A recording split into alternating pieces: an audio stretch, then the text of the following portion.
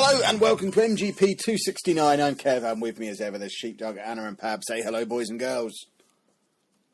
Hello. Hello. Hello. And how do we all feel about recording the podcast in the past? Because we've got our new recording night of Wednesday nights, but we're still releasing Saturday mornings. That's going to confuse me, recording in the distant past. How do we all feel about that? How's the past, everybody? It's a little bit weird. I couldn't really justify having a whiskey while doing the show. That's why we've moved it to a weeknight, so that we can have sober Sheepdog. Well, sober-ish. Sheepdog Professor sober. Sheepdog. Yeah, Sheepdog sober is what we're looking for, and hopefully we'll achieve it. It's also, coincidentally, fallen on Destiny 2 release day, so we'll get to talk about that in a short while. Which, I mean, it's almost as if we deliberately planned it, because we're podcast marketing geniuses, which I'm pretty sure that's what it is. But much apologies to everybody who was desperate for a show that came out last week. We didn't do one because Pab's really awkward about when his availability is, and we just couldn't find a time when he was free last week. Yeah, it's always me that's No, Kev, you told it was me. You told me it was you. No, it was Pab. That's been difficult. No, The people Pab got a being picture of difficult. Pab's face. They're all right. Yeah. Yeah. It's always Pab being difficult. He's so awkward. He was going on about, I can't do a Friday night until November now. I'm so busy. No. All right, And that Pab. was you, Lean yeah. in, Pab. It was not me. How dare you? No. But we are busy. We're all busy And for the next few months anyway. If we have a look at our agendas for the next few months, we're chock full of events, and we need to start putting people into places for these events, because as ever with all these events, we want to be doing our traditional meetups. I've put some feelers out on social media today, and we've got a handful of people for each of the 3 dates when we're doing meat eating. But obviously we want a load of the people that always come every year to come, and a load of new people to come as well, and just people. So by the time this podcast is out, there'll be a Facebook event for each of the 3 meetups. If you're interested in going, just head to the MGP Facebook page, which is facebook.com/MatureGamerPodcast. Pick the one that you want to go to and just click to say that you're going to be attending, because I'm going to book the tables next week, and I'm just going to book them for the amount of people plus one for Pab that say yes on Facebook. So if we end up booking for 8 and 20 people turn up, we're just going to say, well, it's the 8 who said yes on Facebook. I think that's fair. And we'll add one for Pab, because Pab's an old granddad who doesn't know how to spell Facebook. I couldn't get my head around why you kept saying "and Pab is +1." I was like, Thank what? But yeah, the Facebook issue. Thank you. So, the events that we've got that we all need to be aware of. Firstly, you will need to be coming to the Football Manager event in Nottingham on the 16th of September. That's not a meet-up, that's just that's a meet-up with E's rather than an EA in the middle. But it's Football Manager stuff, and everyone loves Football Manager, so come to that. But the stuff where we're going to be eating barbecue food, EGX weekend, we're going to be going back to Rub, where we went. I think that's where we went last year, wasn't it? Was Rub the one from last year or the year before? I think Rub was the good one, by the water. Yeah, down by the canals. Yeah, so we're going to go to Rub. Yeah. Rub Barbecue in Birmingham. I'm going to book the table for as close to 7 o'clock as possible on the Saturday evening of EGX. If you want to come to that, head to our Facebook page, say you want to come to that one, and we'll make sure you're included in the booking. A couple of weeks later, for Play Expo, we're going back to Red's True Barbecue in Manchester, where we went last year. Again, on the Saturday night. Again, we're going to aim for as close to 7 o'clock as possible. And there's also some talk that we might have a Friday night activity as well, but that's early stages at the moment. But that we might have more to share with you about that next week. And then for Comic-Con, London Comic-Con weekend at the end of October, we're going to Bodines. Everyone loves a trip to Bodines. It's Bodines, the Tower Hill Bodines, which is our favourite Bodines. On the Saturday night, the last Saturday in October, it's the Saturday of London Comic-Con, as close to 7 as possible. Bodines, Tower Hill, London. There'll be a Facebook event for that one as well. Click the ones you want to come to. It'd be great if you came to all 3, like we are. And then we can all consume some meat together, and a marvellous time will be had by all. That was everything I had to say to people, wasn't it? Excellent. Please come to some events. Yeah. We like events. We like these big group photos of loads of people. I like sitting at a table and not knowing everybody's name. It's deliciously awkward. I do that most days dinner, lunch, wherever I am. It's a splendid thing to do. So, enough plugging stuff. Anyway, let's get into the main event of the evening. As we're recording this, it is Destiny 2 launch day, and I believe 3 of the 4 of us have played this game. You've not played it, have you, Sheepdog? Hell no, I'm not touching it. Hell no, I've not played no Destiny. The rest of us have, though. I've already had a video out on it. Pab's already streamed it. It's like a content... We're vomiting content at you about Destiny 2. And I've really enjoyed the hour or so that I've played of it. It was a lot of fun. What have you two kids thought of it? Yeah. It depends how far you are. What? That depends how much you're enjoying it. I can't say anything because you're not. You don't need to spoil it. Demo. Just tell me. Forget me. Just tell me if you're enjoying it. Tell me what you've enjoyed. Obviously, don't spoil it for everybody. It's a brand new game. But are you enjoying it? I'm intrigued. Right. I like the story, but there's no one about. I've seen one person. What, other humans playing it? There's no one around. Pardon? What, in terms of other humans playing it? Pardon? Are you talking about other people playing the game? Yeah, I can't see any. I did the demo bit, which was like the first bit when everything was getting shooty. I saw one person there, and then since then I've not seen a soul. It just seems a bit single player.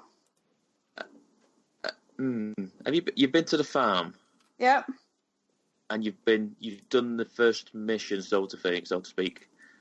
I went to a forest. Well, that's what I'm doing at the moment. Right. I think. Have you got your powers back? Should we say? I don't know. I talked to a woman with a bird. Yeah. Right. Okay. She told me to go under a car. Did she? Okay. That's literally all I've done. Okay, so you've not got your double jump back yet, then? No. Oh, God, that's annoying. Okay, so you are still in your single player tutorial stuff. Okay. You do the first mission sort of thing, so to speak. Post that, complete it, you'll get your powers back, and then you'll be in an open world with 20 to 30 people in that farm area. Oh, okay. God. Because I was like going, this is getting, like, I was going through, when all the, you leave the city. Yes. And I was just on my own, and these creatures were just at me, and I was like, oh, for goodness sake, go away. I was like, I'm on my own, and because of what happened, nothing works, and my guns weren't the same. It just felt horrible. Yeah. That's not a nice bit. That no. Just like getting your bearings back again, and then you've got no powers, and you just average guns and stuff. Yeah. It's not the best bit, but it gets better. I mean, you complete that first mission, and then everything becomes available to play as co-op. So you can now think, because I think you can't play anything as co-op up until that point. So it's basically go on. I haven't played Destiny for about a year. Oh yeah, me too. Yeah. I haven't played it since launch weekend of the first game. I gave it a go then and haven't touched it since. It's like all the most of the DLC, I have it, but I've never played it because I got it really, really late, and it's still sat on my shelf now. It's weird. And I'm just... See, it's quite interesting to have you say that you're enjoying the story, but other than that, not quite sure, because I'm the complete opposite. I have absolutely no idea what's going on with the story at the moment. Oh, no, do I? I don't know. Is it building off the back of the first game? Is it a completely new story? Yes. Am I supposed... Which one are you saying yes to? It's building off the back of the first one. Okay, so because I have no idea what's gone on in there, I'm kind of on my own a little bit. Interesting. I hope it's going to do some flashbacks or something, explain things to me at some point so I know what's going on, because at the moment I don't even know what side I'm on. It's all very confusing. All I know is I've got purple hair. But it's loads of fun. I'm running around shooting stuff and it's lots of fun. I don't think it's really intended for someone like you to just dip in at 2. everywhere I've just sat here while you're talking. I'm reading the early Metacritic scores, and a lot of them just say it's an expansion on the first, really. Which I'm not criticising. I'm not moaning. I'm just saying, yeah. I'd say from your point of view, Kev, you probably need to read up on the first at least. Although, but I've spoken to so many people today who've never played the first one or played the first one for a couple of hours, but are planning on getting this because it looks good. So there's a lot of people who are jumping on for the second one. It's not just me being a weirdo. So it's hype train, though, isn't it? That's the yeah. Again, this is the first time. We have our usual massively long debates about the value of Metacritic scores at the start of a game when it's launched. It came out today, yeah. And I don't want to. I'm going against I don't feel like early reviews could ever really be trusted, but I'm very surprised that it's only on. It's 6.6 average user score at the moment. It's got all of the official reviews are on timed release. They're not coming out for a couple. They're not being allowed to come out for a little while. None of them are particularly positive when you read them. They're just saying it's Destiny 1. Are you making that noise when I speak? Just to blurt me out. It's a dog. I was kidding. But it's interesting because it's just like, I've never seen a game with this much hype have a release that looks this middling online. I'm not saying it means anything really. There's some guys on there who are saying, don't listen to the harsh numbers. It's not a game expected to be complete right out of the box. You got to give it time to develop like the first one did. And there's other people saying, they told us this would be a full game.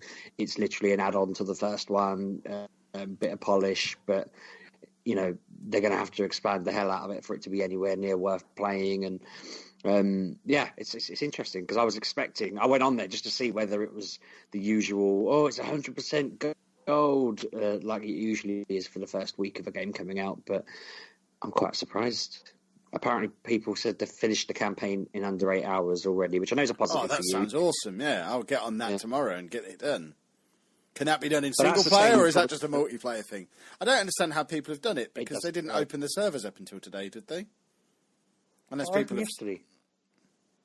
It came out at lunchtime today, didn't it? Or was it midnight? Yeah, but I don't know who this person is, but I told you yesterday, when I sent Pab the review code, which, by the way, we have to say you have a review code, apparently. Yes. They said there and then that the second we had it, the servers were up. So I'm guessing anyone who got it early could play it. Anyone who got it through the post on a review copy or code, they must have had it early. I've never seen a game this hyped get over 60 negative reviews on day one. That's got to be a bit of trolling, hasn't it? I can't. There's no way people can. Like we always say, people can't have a reliable judgment on it yet. It's a 30 gig game. I got my code at like 11 o'clock this morning, and it wasn't downloading until 2 o'clock.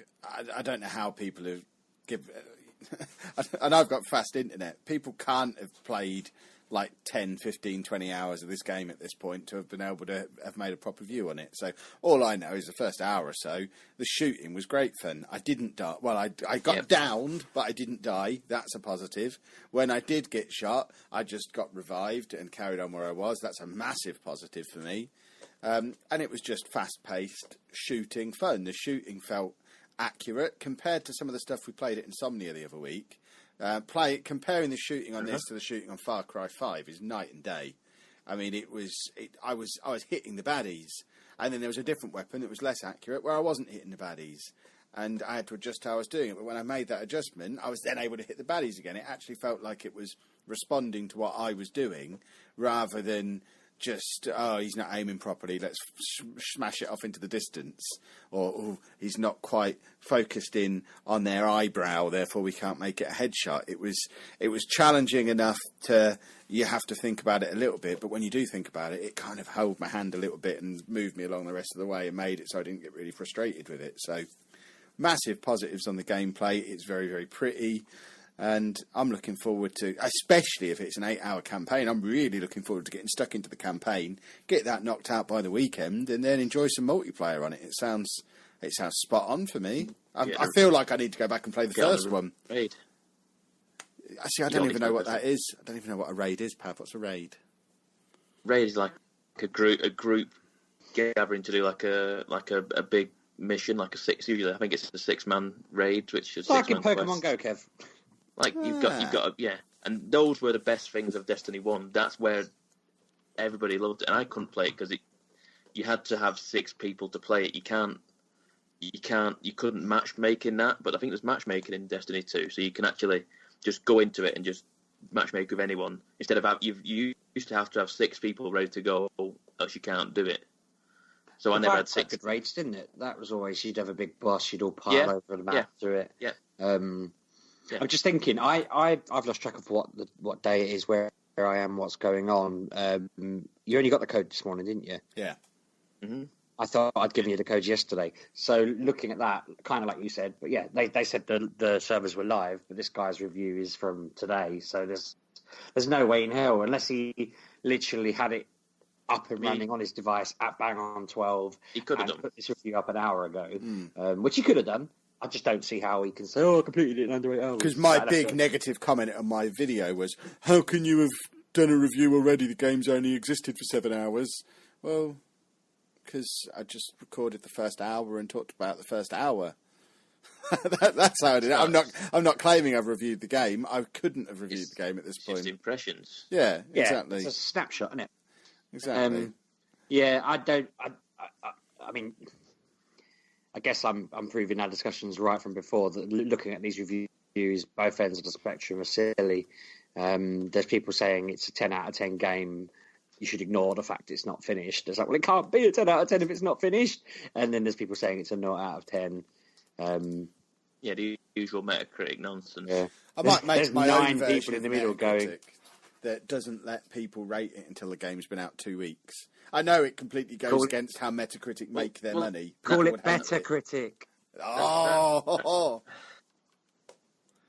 What were you saying, Pav? You see all you'll see like the IGNs and the GameSpots, and the bigger thing are just reviews in progress right now, because they want to see what the game is like going forward, what it is when it's live, sort of thing, and what the content is for the next week or so. After completing it, what the post game content is, like your raids and your strikes and your multiplayer stuff. They want to see what that is like. So your big companies aren't really rating it at the minute and reviewing it. That's the reason. Yeah, it's only like reviews in progress at the minute, I'd have thought. So Anna, what did you just say? I've got the dog in here. So shut up. Oh, that's it. I'm trying to get up. Thought you were correcting Pav. No, the dog was trying to get up and I was saying no. And I forgot the mic was on. Back to you then, Pav. Sorry, yeah. But from what I played probably about an hour or 2, maybe. I think I probably played 2 hours now. And it is, like you say, I wasn't really paying attention to the story. I didn't get much of the story. There is more story in this compared to Destiny 1. But the thing that I'm concerned with is how the game feels and plays, like you said. And it plays exactly the same as Destiny 1, and it feels, like I say this every time, hands down, the best shooter around. Bar none. There is no better game for shooting than Destiny and Destiny 2. But what my big question with that is just kind of always like, how much enjoyment can you have just shooting all the time? If you're playing online, that's what it is, isn't it? Think back to Gears of War. When we were playing all those horde games into the small hours, we weren't playing that for story. We were playing because it was a perfect gaming experience. It was just absolutely spot on. Yeah. The shooting was well balanced. The baddies were well balanced. It was just great fun multiplayer gaming. So if you're playing on your own, then the shooting's not that important. Uncharted is a good example of that, and The Last of Us, the shooting's tosh, but the games are great. But with it being a multiplayer thing, it's all about that longevity through the actual mechanics of it. Yeah. That's probably the first time I've actually seen the argument for it, if that makes sense. Like, because I don't really play multiplayer games, do I? So I guess it's just one of those. It's not aimed at me; it's aimed at multiplayers. And Yeah. Cool. Okay. All of which I leads feel a to... bit weird, though. You are a bit weird. You should feel that way. All of which leads to... I feel a bit weird because you've convinced me that... Sorry, go on. You speak. I was just trying to arrange a session for us to play it. I don't know if me and Anna are going to be able to play together because we're on the same review code. I don't know if anyone can enlighten us either from you three or from tweeting in at us and let us know if there's a way around that. I think you can if you get it. Have you got a shared account sort of thing, like a? Well, we've got an account, like a family sort of account sort of thing. I don't know what you mean. We've both got our own. We've both got our own PlayStation accounts. There's a way of. The game's now installed on both PlayStations. Are they linked? They are linked because Anna's playing it on her PlayStation, but that's set as my primary PlayStation, so she can play it on hers. I've got my PlayStation out here, which it's also installed on, which I played it on earlier. I just wondered if we could both play it at the same time because that would be cool. I think you might be able to, unless recently they've changed that. I think you used to be able to do it. I know you can on the Xbox. That's how we did Forza Horizon. Yeah, we need a night. We need a night where the three of us can get together with a bunch of you lot, and we can just have lots of. We haven't done a multiplayer session for so long, and we need to get something arranged. I don't know when for, but I will put that out there into the ether and let people come back and suggest sessions, or just invite old Kev when they want to be doing something, because Kev wants to have a play. He's enjoying it. Yeah. Anna, you're going to carry on with it, aren't you? Definitely. Anna, are you there? Yeah. You don't sound like you're enjoying it very much. Pardon? You don't sound very positive about it. I've just thought, I've got my powers back now, so it'll probably be better. I just didn't like the fact that I had these awful guns and not doing very well. Yeah, and there was all these enemies, and I was by myself, and it's just like, oh, I hate when they do that, because I know it's that they do that for a reason, but it annoys me when they do that. Make it intentionally hard, so when you get everything back, you're like, but yeah, I've already died once, so yeah. Okay. I'm probably not the only one that's died. No, it'll happen. Yeah.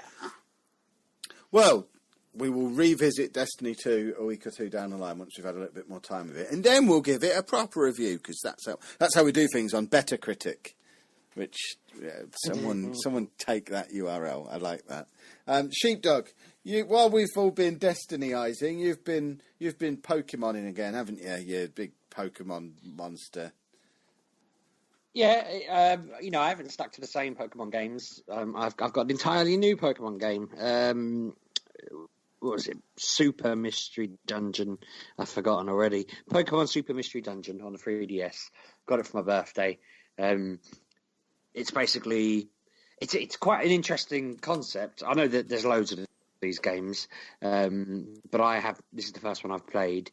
It asks you questions as the game starts, how you'd react in certain scenarios, and then it picks one of I don't know how many different starter Pokemon, and you are that Pokemon. So the idea is that you're a human who's woken up and gone to get a drink of water and had a look in. I'm suddenly thinking out loud. The human goes to a river to get some water, and then thinks, "Hang on a minute, my reflection's a Pokemon." I don't know what human would wake up and think, "I'm really thirsty. I'm going to go have a drink from the river," but ignore that. It's just thrown me a little bit. But I was rather surprised to find when I filled in the questionnaire, I was assigned Piplup, the little penguin, from a couple of generations ago, and then you have to answer some questions about your buddy, and so now I'm a little penguin whose best buddy is an ape, a monkey, and I don't know. It just seems like it seems quite an interesting game. You're basically wandering around the mystery dungeons, as they're called, which are they're just mazes. Basically, you've got to make your way through them. You're being chased by a bad Pokemon. You have a little village you live in. When I got to the village, it made me think that it's a game Anna might particularly like, because she loves building up little villages and inviting characters to it and that sort of thing. It feels like it's a mix between Pokemon. I'm trying to think what it's called. Rogue roguelike. Yeah, so it's like I just was typing in words on Google frantically, trying to see whether I could remind myself what I was trying to say. It's a roguelike genre where you're just wandering around. You can't see the map. You just have to keep wandering, and it's all just in front of you. You bump into random Pokemon and kill them. You level up. You recruit other Pokemon to your team. You've got your little village. You can buy stuff in the village. You can store stuff in the village, that sort of thing. I don't know yet. I'm not far enough to know whether I can start running the village as some kind of mayor. But there's lots of different Pokemon that have jobs in there. Like one Pokemon runs the farm, one runs the shop, one runs the school. So it's just Animal Crossing mixed with roguelike, mixed with Pokemon. It's a style and all that, yeah. And I like it. The only problem I've got is I can't sit and play it with my son because there's so much talking in it. I have to keep flicking through all the talking and then summarise to him what they said because he can't read yet.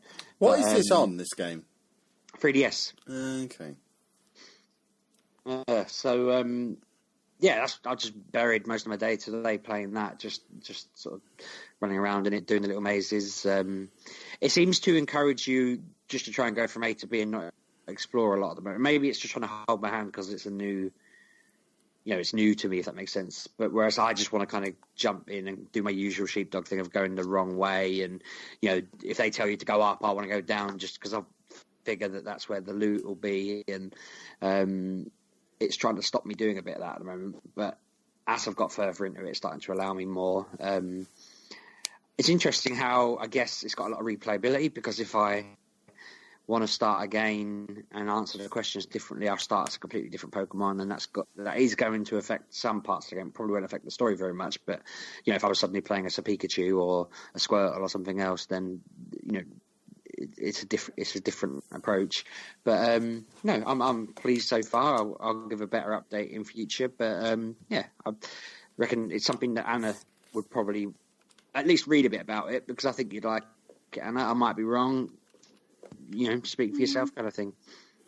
We shall. Is it a new game, or is it just something you've picked up because you're crazy? It's not brand new. It's 2016. Okay. I was quite surprised how new it was, because I got it just because I was looking at when you look on Amazon at things you might like based on what you previously bought. Yours is just Pokemon stuff, presumably. Pretty much, it's pretty much just Pokemon stuff. But when I opened the box, I was very surprised to see that the manual talks about Pokemon Sun and Moon, because in my mind they hadn't been out that long.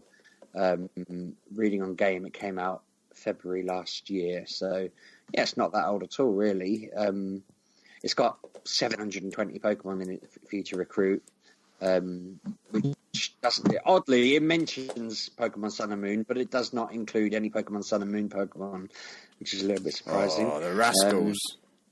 That is pretty cheeky, but no, it's great fun. I'm enjoying it. It seems to have quite good reviews, which is part of the reason I put it on my birthday list when the time came.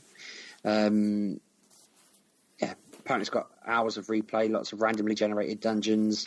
You never explore the same dungeon twice. There's an adventure mystery to it all. I mean, that is part of the bit I like. You've been hunted down by these random Pokemon. You don't really know why they're hunting you yet. You don't know why you are a human who's been turned into a Pokemon. The characterization seems pretty cool. Like, they're quite funny. I have to try and explain to my son what's going on without, I have to paraphrase what they've said, because sometimes it won't make sense to him. But yeah, you'll just get random little mysteries. Like, I've just read a picture. It says there's a lot of Pokemon turning into stone. You need to go and investigate why that's happening. Yeah, very cool. Splendid.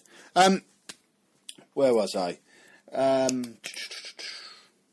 Pokemon Super Mystery Dungeon, that was called, wasn't it? That's what I was looking for, so we could remind people the name of the game. Splendid. Right, I need you two to settle an argument between me and Anna. Not an argument, a disagreement. We're stepping away from games for a minute, folks. Don't worry, we will be back to games in a moment. But Defenders on Netflix.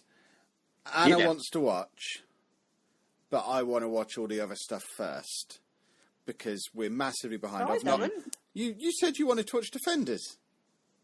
That was weeks ago. I've looked at it now. It looks boring. I am not interested at all. Oh, in that case, you two just tell us about it. You should watch the other stuff first, just because it far too much. It feeds on from that. Do you know what I mean? It's like. But that means we'd never get round to watching it if we had to watch the other stuff first, because we've not watched season 2 of Daredevil, we've not watched Jessica Jones, we've not watched any of Iron Fist, watched any of Luke Cage. We'd never watch it if we had to watch the other stuff first. Yeah, there's no reason. Well, I mean, you could watch it and it wouldn't make a lot of sense early on, but you'd pick it up eventually. It's not that complex. It's just, you know, the whole point is that Daredevil was in season 2 fighting a different breed of, you know, issue, and Elektra was in it, and they had some back and forth, and everything that happened in Luke Cage and Jessica Jones and in what's his name, Iron Fist, kind of all feeds into the Defenders. Like Daredevil season 1 doesn't really bother it too much, but literally the driving story of the other shows all feeds into this, where they converge and go through their 10 episodes or whatever it was. I feel like when Daredevil and Jessica Jones came out, I was absolutely at peak hype with their seasons. Daredevil season 2, I probably wasn't very hyped for it. Luke Cage and Iron Fist started to wane my hype, but I still enjoyed being in this universe. I feel like I've kind of just leveled out at that. Like, so say, let's say Daredevil and Jessica Jones were 10 out of 10, and Daredevil season 2 was maybe 8 or 9 out of 10. Luke Cage and Iron Fist are maybe 7 out of 10. I feel like the Defenders has just found they're at their level now. It's all 7 out of 10, 6 out of 10 sort of stuff. And it's not insulting or anything. I'm not coming off it thinking they ruined it. I'm not thinking it was bad. I just didn't feel blown away by it. I'm glad the story's finished. I'm glad I watched it. I'm glad I know a little bit about some heroes that I never heard of otherwise, or never read about otherwise. But I just don't particularly feel like it's blown me away. I don't know about you, Pab. It's just, it felt like there was just something to have on. It was good. I enjoyed it. I mean, I hadn't watched any of Iron Fist, and I watched half of Luke Cage. I hadn't watched any Daredevil, so I just watched a YouTube video of just what I need to know going into the Defenders, and I watched a video. It was like 9 minutes long, and basically just talked through every single season with short clips from each season of what I needed to know. So I understood what was going on. I feel like that's a bit of a mistake. I feel like to understand the Defenders, if you wanted to shortcut it, you'd have to just watch Daredevil season 2 and Iron Fist season 1. Luke Cage doesn't really. No, you have to watch that really. Jessica Jones is worth watching because it's the best one of the lot. Yeah, Jessica Jones is the best, and it introduces Luke Cage. So you can kind of just get the gist of his power, which isn't hard to get. He's just invincible, But you could easily not watch hers and get that she's just a bit of an arsehole private detective with a lot of strength. If they hadn't got the budget and they had to put this all together, introduce Jessica Jones and Luke Cage in the Defenders, then they could have done this whole thing by just showing Daredevil season 2, Iron Fist season 1, and then go straight into the Defenders, because Iron Fist is important because it sets up the whole Kung Lun, Iron Fist, the Hand. It just basically adds so much universe stuff to it. So much background and fills in all the story. Defenders wouldn't make sense without watching Iron Fist. I would argue, because you don't know what the point of the motivations of the bad guys are. But I'd also say Iron Fist is the worst one from what I can get with what I've seen. Well, it's got a lot of hate because people have this irrational. I think we spoke about it before. So obviously, in the States, people went mad because the main guy in the Dark Tower was traditionally expected to be a white old guy, and then he was cast as Idris Elba, a British black guy. He's British, isn't he? Yeah, he's British. And then they were all saying, well, why can't Danny Rand, the traditionally white character, be portrayed as an Asian guy? That's really, we're whitewashing Kung Fu. Why can't he be an Asian? And it all seemed a little bit odd, and I don't know, I felt really awkward because it was like, well, you can't just say, oh, he does Kung Fu, so he should be Asian. Which that seems like the thing they're trying to avoid doing. You want to be able to say, well, why can't he be a cowboy or a whatever? Not blah, blah, blah. Anyway, so it got a lot of hate because of that. A lot of people just refused to watch it because they cast his name Loris from Game of Thrones. Yes. Who's having a disco? Yeah, that's Anna. It's my controller died. 1 sec. Yeah. I think because they cast him and people didn't realise that Danny Rand, the character, is this guy whose parents' plane crash landed when he was like 10 or 14, something like that. He's very, very childish. He was basically raised by monks, out in the middle of nowhere, fought quite hard and became the Iron Fist by he went through the trials, he did it all, but he's never lived outside of that. In his head, he's still basically a 10, 14-year-old boy, whatever age he was. He's never grown up, he's never had to deal with the real world. And when he returns, he basically gets thrown into this, your parents were billionaires and you run this business now and they don't really want you to because they've been running it without you. All of his opinions are very naive, and everyone was like, oh, he's such a whiny little brat, he's such a child. And it's like, he wasn't particularly whiny. You just need to understand that he's supposed to be this naive white kid who happens to have lucked out and got the power of the Iron Fist by just whatever he did to get it. I mean, I think they explain it in the show, and it's not that he kind of goes toe to toe. It's a bit like, you remember when Tim Ferriss said he was the kickboxing champion of the world, Kevin? It was because he basically, when they blew the whistle, he kicked the splint from underneath the people, and then they all lost because it was the first one off their platform lost, that he decided if he just kicked the platform, and he basically went all the way to the championship and won just by cheating, essentially. But it wasn't cheating because it wasn't against the rules. That's pretty much what Iron Fist did. So that's his whole character. His whole character and the flaw to him is built around the fact that he's not this guy who's mastered Chi and become this excellent guy.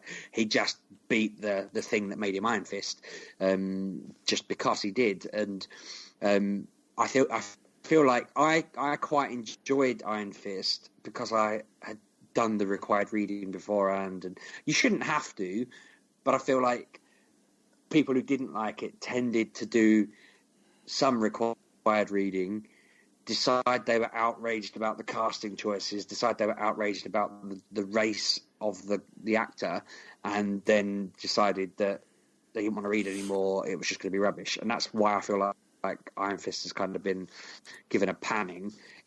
I think if they'd done Daredevil Season 2 Iron Fist than this, the hype train would have probably led through enough. But I feel like Luke Cage and Jessica Jones kind of showed us different aspects that were good, and I feel like it's hindered it now. I'm not that hyped up for Jessica Jones Season 2. I can't be bothered with any of them, really. I'm kind of a little bit surprised about that, because I think if you'd have asked me a year ago, I'd have just said, there's just too many of them. It's the same with the Arrowverse stuff. I'm I'm so behind on all that. I can't keep up. I think I've probably given up. I don't see that I'm ever going to get caught up. 4 shows a week is too many. They need to. I like all the characters. I like the stories. Do it in 1 show a week. That's plenty. It doesn't need to be on every night. For me, I just can't keep up with it. And then with Netflix doing 3 or 4 seasons of this a year, it's just too much. Someone needs to come out with stuff that's as awesome as all this fancy superhero stuff, but they just need to make films. Do 2 films a year. That's plenty. Yeah, forget the TV nonsense now. It was great for a while, and then they got too much of a good thing. They've bloated it out too much, and it's too big for me now that they need to cancel a few of these shows, and I might get involved again. But obviously what'll happen is they'll cancel them all. I like the routine of having the shows on, and I mean, that's because you're a TV monster. You sit there and watch TV every day. Well, only like an hour a day usually. I mean, Netflix stuff we tend to binge, but yeah, I mean, Arrow will be on every Wednesday or whatever. No, it's Flash Wednesday, Arrow Thursday, Supergirl Tuesday, I think it is, and I might have made up Flash Wednesday just because it sounded like Ash Wednesday. I might be wrong entirely, but I like the fact that there's 4 days in a row, and we end the week on we miss Legends of Tomorrow and watch it on catch up the next day pretty much every time because we traditionally podcasted. I might end up missing Flash to do this show. I'm kind of outraged. It's just occurred to me that I could be missing Flash, but no, I like it. It's an hour a day sorted, but I can definitely see how your schedule doesn't really allow for that, and you're probably going to be multiplaying in that, whereas I wouldn't be. Indeed. So Defenders is all right then, is it? But other than you both said you wanted to talk about it. Are you both finished it now? Yes. Yeah. Does it get the thumbs up from you both? I'd say so. Yeah. I'd say it gets thumbs up overall. Yeah. Yeah. I'm positive about it, but I would say unless you have seen them all or really like the comics, don't like. I wouldn't tell you and Anna to drop everything and go and watch it. Splendid, because we weren't going to. Marvellous. Oh yeah. I've played another new game this week. 2 new games in 1 week from Kev. This is Spectacular New Ground. This one is an iOS game. It's another one, full disclosure, that was given to me free by the publisher. This one's called Swipe Manager Soccer. I put a video out for this late last week, and it's like no game I've ever played before. It's basically a choose-your-own-adventure story about football management with a Tinder interface. So you open up the game, and it's all branded so that it looks like it's Sky Sports. It's got all the right Sky Sports colourings and everything. It looks properly like a football game. But then you get into it, and it's rather than picking the team, choosing your transfers, choosing your formations the way you traditionally would, you just have 4 meters at the top of the screen for like your approval ratings from the fans, the board, the team, and the press. And then you get a number of questions throughout the season where you have to either swipe left or swipe right, depending on what your answer would be. So, for example, I'm looking at this now. I'm at the start of season 2, day 1, and my personal assistant is on the screen saying, "Welcome back. Would you like a cup of tea?" If I swipe left, it's me saying, "No, I've got a club to run. Get me the chairman." If I swipe right, it's, "Yes, please. I love tea." And then, depending on which one I swipe, it then moves me on to the next part of the Choose Your Own Adventure. This game is massive. They reckon they've got 16 seasons worth of story within it. It's got a great sense of humour. It's just mental. I think you can get it for like £2 on the App Store, and it's so different. I've since discovered there's a game called Reigns, which is fairly similar, but with like medieval story stuff. It's from what I can tell, it's that game, but they've taken it out of medieval nonsense and applied it to something cool like football management. So Swipe Manager Soccer is definitely worth checking out. For a couple of £. It's just awesome. It's my new go-to on the toilet play this game thing. It's good. I like it. I'm just reading the reviews a bit, and apparently, I mean, is it quite early in its life? It came out last week, I think. Oh, okay, that makes sense. People were saying that if you kind of play it for a while, so I'm guessing these people have spent a lot of time on the toilet, then the stories, you find that certain games are lost and won either way. But I mean, it does look really cool. It is very cool. Pab. Yes. Guardians of the Galaxy 2. I assumed it was. Yes. That's out on VHS this week, isn't it? Yes, it is. I spotted it and I went, "Oh, get it out straight away," because I love that film. I absolutely. I don't get the hate for that film. Who hates that film? Who hated? People. I've listened to many podcasts where people go, well, that's where you're going wrong. Only idiots listen to podcasts, Pab. Come on. I don't like the people said they don't like the comedic angle they took on it, and it went too jokey. I was Some like, people I don't are really. idiots, they really are idiots. I love Baby Groot dancing. I thought Baby Groot dancing at the start was just put a smile on my face. I love that film, every part of it. Yeah, it was a brilliant film. Yeah, it's one of my favourite Marvel films. One of my favourites, and it was an immediate purchase. It wasn't even like if I'd known it was out, I'd have got it off Amazon and pre-ordered it. I've completely forgot about it. I spotted it in Asda, I think, or something like that. And I thought, yep, pick it up straight away, bought it immediately. Has it got any shiny special features on it that would entice me to go and buy it? Because I don't really buy DVDs. No, not particularly. Making of, gag reel, deleted scenes, audio commentary. That's about it.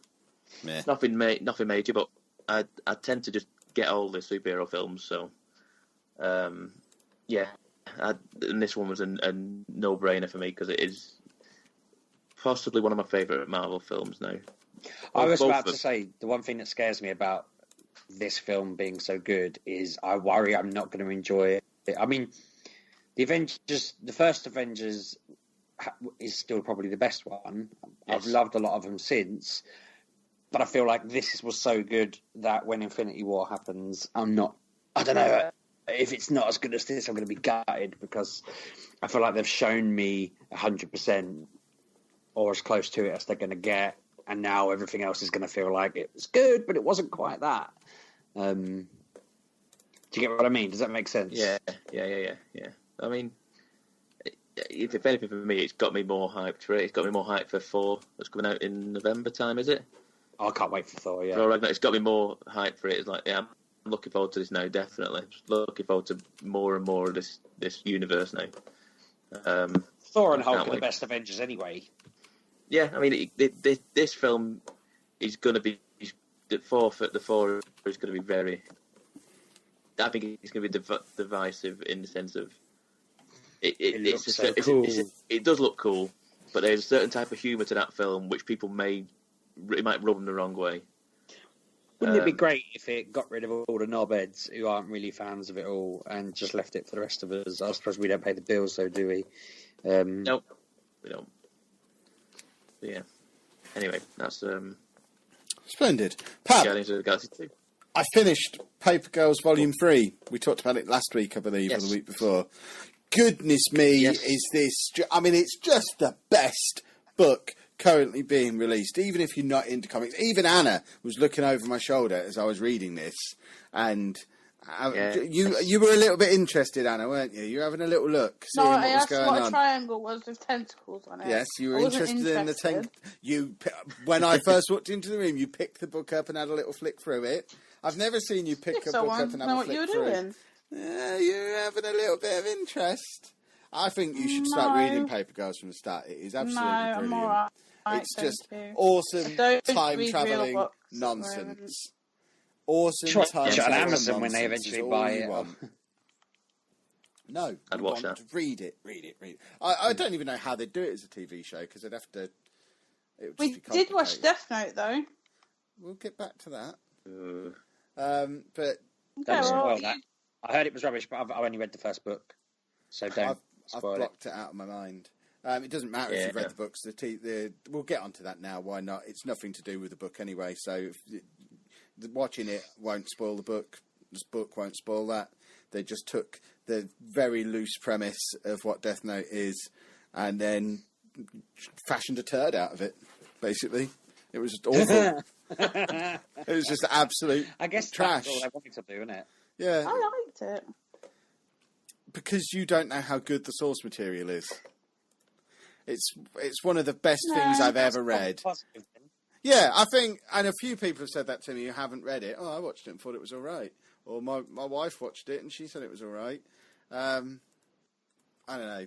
It's for knowing how great it could have been to the absolute trash and destruction of excellent characters, and they just took it down to its base level and then just rubbed it on their back of their trousers. It was Somebody written a comic about your life story. I was looking for Volume 3 of Paper Girls, and somehow it came up with a comic called A Man Called Kev.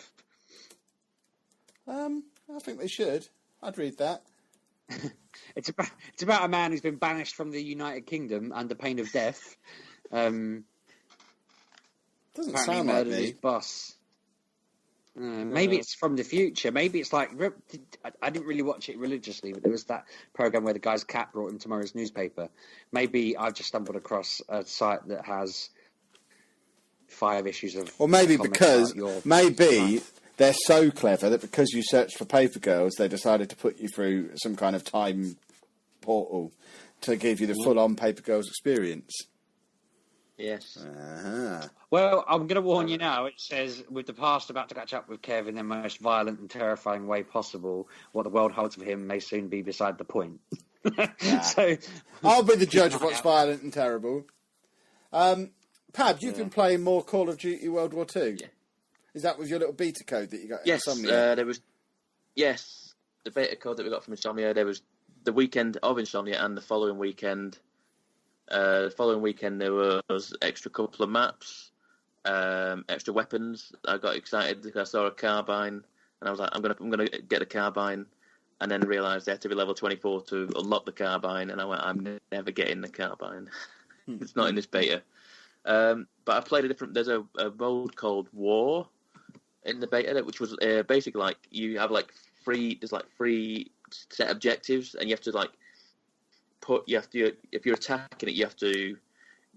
Initially, your first objective is get intel on the enemy, and then the second objective is build a bridge to get across the river, and then the third objective is destroy the gunships that are there, so that you can get the bombers over and destroy the whatever it is, and then obviously if you're defending it, you have to just push them back, sort of thing, in an allotted time.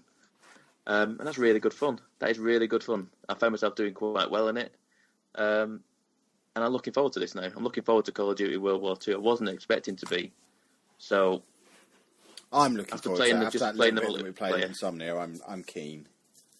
Yeah. I could end up playing two multiplayer shooters regularly by the end of this year. What have I become?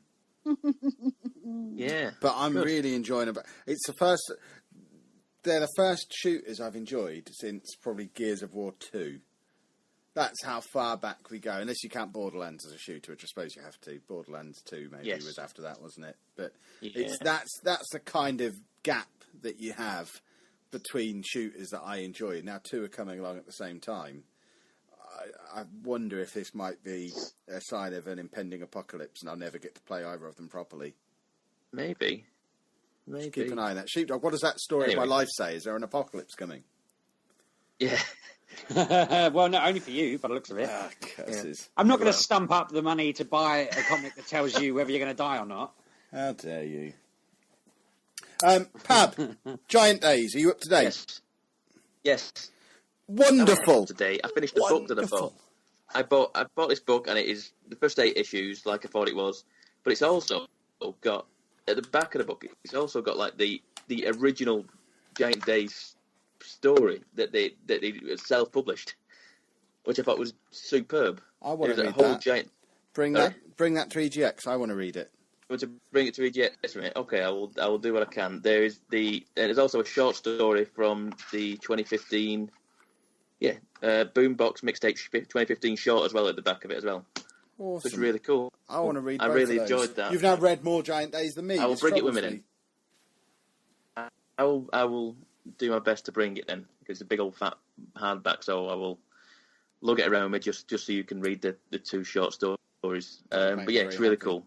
And if anyone just read Giant Days. It's good. Exactly. Sheepdog, I hear you've finished Sonic Mania. I did. Why is that causing humour? I've not finished this because I've not finished the same level I was on the last time we talked about it. I've not played it since. I've not even touched it since the last time we talked about it. I tried it, and I got so annoyed and just turned it off again. I went, "Yep, this is why I stopped playing it."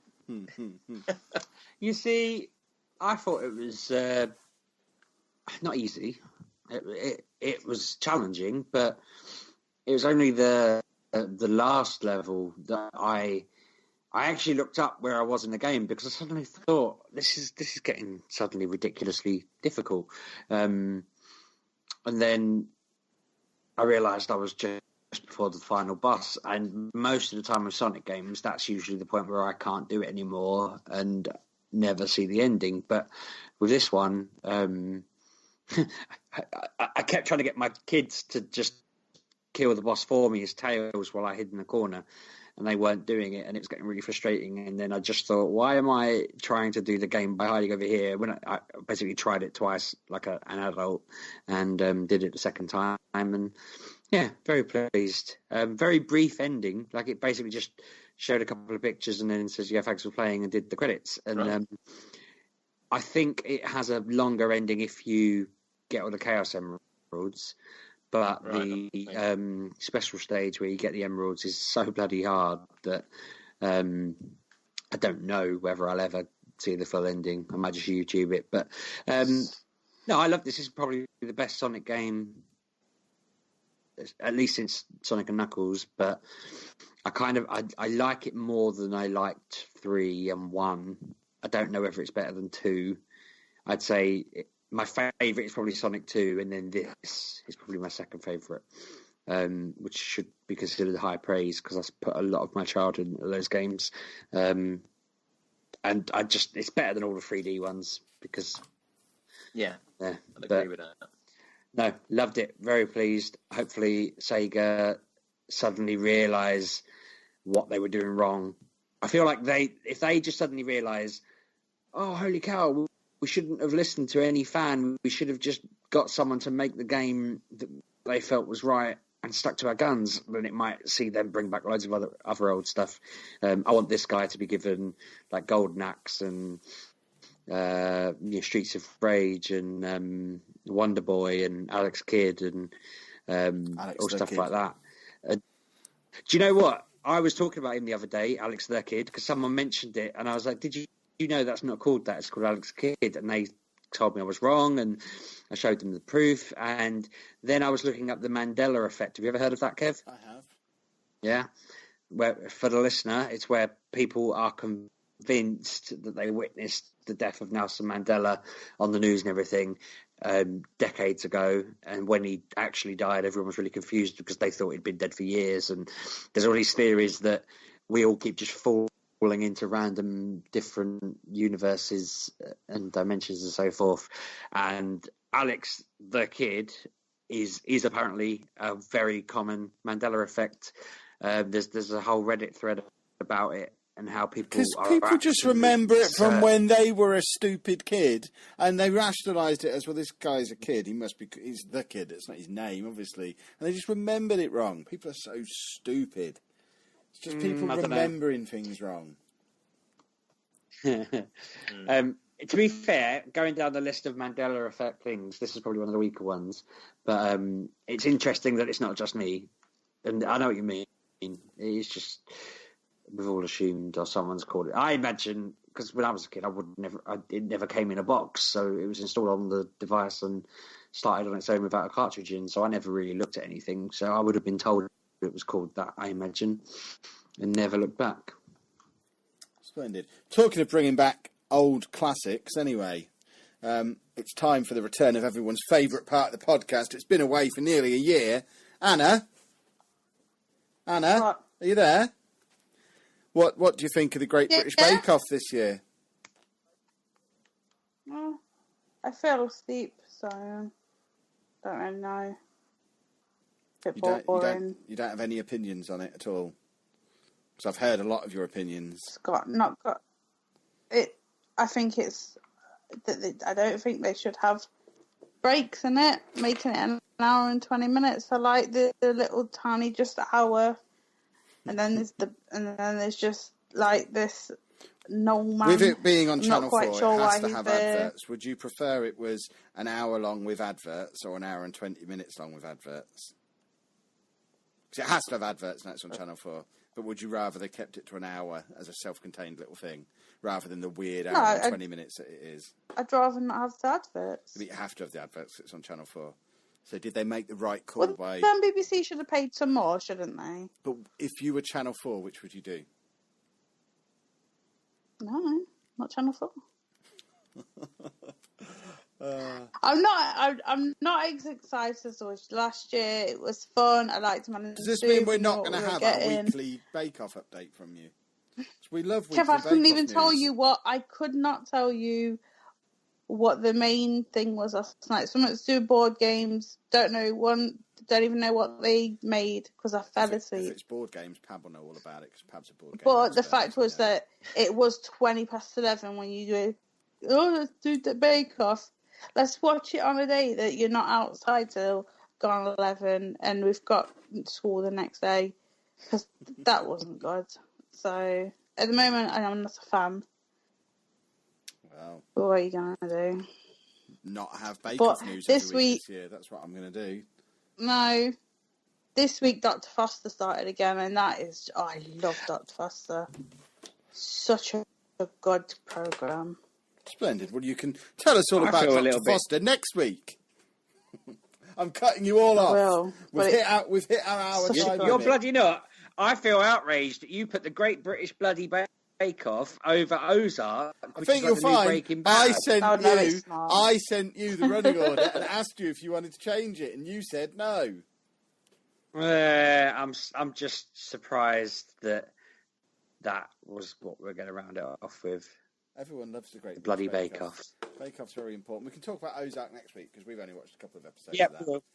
So we'll revisit that one anyway. Whereas Bake Off, it sounds like it's dead in the water because Anna didn't like it. So Bake Off is dead to us officially. Can I say one thing, a sentence for Ozark with you? Because I heard Anna say, no, it's not. My brother-in-law said this to me, and he was right. If you're not at the bit where there's a church in it, keep going.